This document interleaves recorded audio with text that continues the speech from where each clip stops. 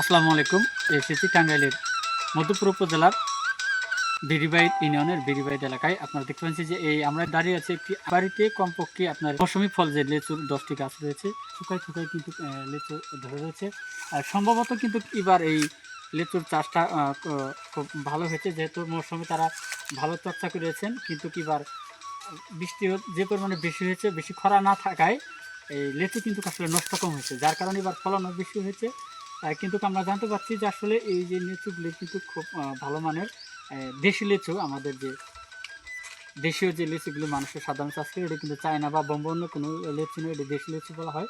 কিন্তু এই লিচুগুলি কিন্তু আমরা জানতে পারছি যে আসলে যারা এই চাষাবাদ করেন, এই যারা চর্চা করেন বা যারা এই গাছ রোপণ করছেন, তারা কিন্তু আসলে মেডিসিন কখনো ব্যবহার করে না। কিন্তু এই গাছগুলি কিন্তু যখন বিক্রি করা হয়, যারা ব্যাপারে কিনে নিচ্ছেন, তারা কিন্তু আসলে আমরা মনে করছি বাজারে যে আসলে মেডিসিন মুক্ত বোধ আমরা লিচু খাইতে পারতেছি, বা মানুষ ন্যাচারালি যে লিচু সেটা পাচ্ছে। আসলে না, এটা ভিন্ন।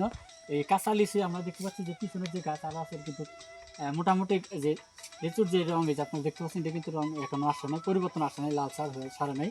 কিন্তু এটাকে তারা কেনার পরে তারা কিন্তু মেডিসিন, কেউ গাছে থাকতেই করে, আবার কেউ নামানোর পরে মেডিসিন করে কিন্তু আসলে এই যে বাজারে বিক্রি করা হচ্ছে। আসলে আমরা চাই যে প্রশাসনের কাছে, প্রশাসন হয়তো এই জিনিসগুলো সুনজরে রাখবে, যে আসলে তারা কোথায় থেকে এই ফলগুলি, মৌসুমী ফলগুলো তারা কিনছেন, আসলে মেডিসিন মুক্ত কিনা বা যুক্ত, এই বিষয়গুলো তারা যদি তুলে ধরা হয়, হয়তো তাহলে বিষয়গুলো কিন্তু আমরা আমাদের বর্তমানে দেশের যে ক্যান্সার রোগের পরিমাণটা বেশি, বিভিন্ন রোগের মাত্রা, যেহেতু গলা টনসিলের সমস্যা, ক্যান্সার, বিভিন্ন রোগ থেকে মুক্তি পেতে হলে আমাদের এই মেডিসিন মুক্ত এবং ন্যাচারালি যে জিনিসটা কিন্তু আসলে খাওয়ার দরকার। আমরা চাই প্রশাসন অবশ্যই সুদৃষ্টি রাখবে যাতে এই ধরনের, কারণ এই ফলটি আজকে শুধু আমার আদরের সন্তানকে খাওয়াচ্ছে, কিন্তু সকলের মানুষই কে কারে কিনে তার আদরের সন্তানটা যদি ক্ষতি হয়, আমরা চাই যাতে ক্ষতি না হয়। প্রশাসন যেন এই আগামী, আজকের শিশু আগামী দিনের ভবিষ্যৎ, এই শিশুদের নিরাপত্তার দিকে তাকিয়ে যাতে এই বাজারে যে কোনো ফলই আসুক না কেন, তারা যেন মেডিসিন আছে কিনা সে বিষয়টা যেন যাচাই করে।